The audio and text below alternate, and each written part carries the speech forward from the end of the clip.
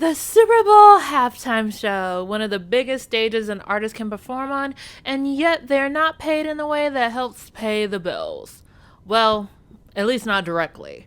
They're paid in exposure because of the big audience. And today we're going to find out, or maybe you might be still on the fence about it, if it's worth it.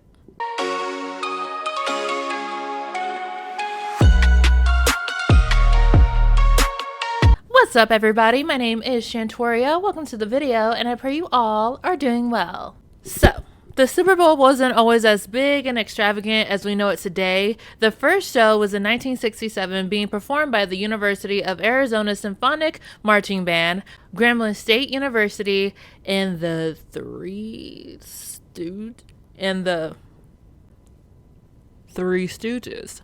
Let's see what that looks like. I mean, the performance was fine. There's baton twirlers. They made shapes. It got very interesting when they started shooting at each other like they were from Western movies. They did their traditional America patriotic music. It was fine. I didn't see the Three Stooges. They didn't say anything about the Three Stooges. I don't know when they showed up, but I don't know if they showed up at this game or something else. I don't know, but I didn't see them. And like I said, overall, it was fine. I had footage of me watching it, but it started off so slow. I was so bored. So I just thought I'd add this in here. It actually wasn't seen as anything special, only being performed by drill teams, marching bands, and nonprofit groups up until 1990. And that is not to say that drill teams and marching bands cannot get down, because some of them really can. But I'm just not that impressed. The baton twirler, though, he got my attention. I like the baton twirler. In 1991, New Kids on the Block performed as a way to reshape the perception of the halftime show. The following year, figure skaters Dorothy Hamill and Brian Boitano? I'm so sorry for pronouncing this wrong if I am. I'm so sorry. They performed and people were not having it. They kind of changed the channel and never came back. I guess they were thinking this is not the Olympics.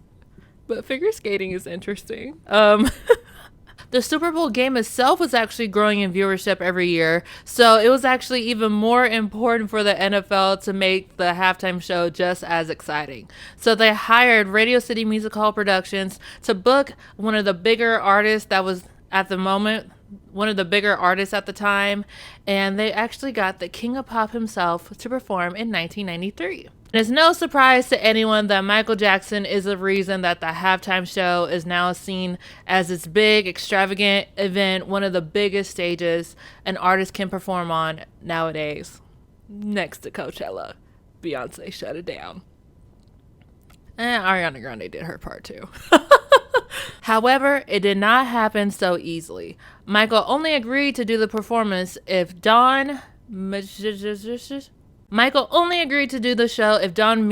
would direct and produce his halftime performance. Of course, the NFL agreed, and Michael requested something else that I don't think he really took into account, that he was performing at a football game. He wanted something intimate, concert-like for the fans, and yeah, it's just very funny. Let me read it to you. Let me read it. I will never forget the first meeting when we agreed to do this, said Meiser.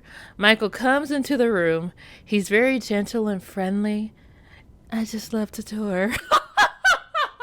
And the first thing he said was, I like to move the game 3 hours back so my halftime show can be in the darkness. And I said to Michael, that means that in the Central and Eastern time zones, it's going to be like midnight if we do that. So we can't do that. I'm sorry, I couldn't say this without laughing. From the same article, it says that Michael Jackson had reportedly asked for $1 million. I thought this was something that was confirmed, but apparently it is not. From this performance, Michael actually had gotten $35 to $40 million worth of exposure. Like, Michael freaking Jackson needs more exposure. Out of all the artists that have performed during this halftime show, he should have been the one that was paid. He did not need the NFL, okay? He just showed up, did his thing, and said deuces, all right? But I don't know his situation then, but what? And this just has me wondering, what are the incentives that the NFL offers that would make even Michael Jackson would want to say yes to performing? Numero uno, the NFL pays for the performance. So they actually have a set budget in place to do the whole thing, and costs can run up to $10 million. Now, that does not mean that the entire budget is $10 million. If the performance starts to run over the budget, that money comes out of the artist's pocket. The Weeknd actually spent $7 million more money for his performance. So did Dr. Dre. And the 2020 performance by Shakira and J-Lo cost $13 million. Now, I don't know how much of that was coming from J-Lo or Shakira. And if you would actually like to see a documentary about their performance, Jennifer Lopez has a documentary out on Netflix. If you're interested in seeing the behind the scenes of what goes on behind a big performance like this. Numero dos. The NFL pays for the traveling expenses for the artist, including to and fro the venue, possibly hotel expenses, and whatever else is agreed upon within the contract. And lastly, exposure. Being seen by 10 million plus people is a lot of eyes on the artist, which means free marketing. The people can then feel encouraged to go check out the rest of the artist's catalog. Could lead to a follow on social media. If the artist is on tour, it could lead to ticket sales. And also, if the artist has a beauty brand, clothing brand, or any other kind of business, it could also lead to sales over there in that branch. And we saw that Rihanna took full advantage of this opportunity with her Fenty Beauty brand, and possibly also Savage X Fenty. I'll put up all the things that she offered during that time. So really, it's a huge trade-off that both parties could and have benefited from. Spotify have reported that J-Lo streams have shot up by 335%. For Shakira, it was 230%. Even with the drop in viewership, The Weeknd was able to see a spike in music sales up to 385%, according to Forbes. And also, Blinding Lights surpassed 2 billion streams, becoming the second most streamed song on Spotify worldwide, according to Forbes. So clearly, the pros outweigh the cons.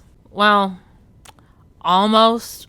There are two important factors to me that doesn't make the halftime show 100% worth it. I believe that artists should be paid to perform, period. Especially with today's streaming world devaluing music so much to the point where streaming services are paying a penny or less per stream. And this makes it more difficult for an artist to actually make money just off of their music, forcing them to depend on performances, touring, and selling merchandise to make ends meet. And secondly, depending on the artist's contract with their label, because of course the NFL would want the bigger named artists, they won't have ownership of their masters. They won't see the full won't see too much money coming from that spike in streaming, especially if they still owe in advances. And I love how that artists are now speaking up about ownership of their music. And the one that is most known to most of you, I'm sure, is the incident of Taylor Swift owning her masters. And what I love so much about Taylor's story is that it highlights the importance of not just really owning your masters, but really owning your publishing. Because had she not owned her publishing, she would not have been able to re-record her other bodies of work. And also, the cherry on top, because of her new contract with her record label, she owns her masters, making it just as much sweeter and awesome. And other artists that I know that I can think of off the top of my head that also have spoken about ownership in music is Kanye and Prince. And I'm pretty sure that Olivia Rodrigo also owns her publishing. I'm not 100% on that, but I'm pretty sure she does. So my point is, without going too deep already down the rabbit hole of teaching you guys how the money in how artists make their money in music. Paid in exposure is very beneficial to whoever sees the most return on their investment. So, is the halftime show worth it? To top Katy Perry's ratings for her performance? You betcha it is. Love you, Katy.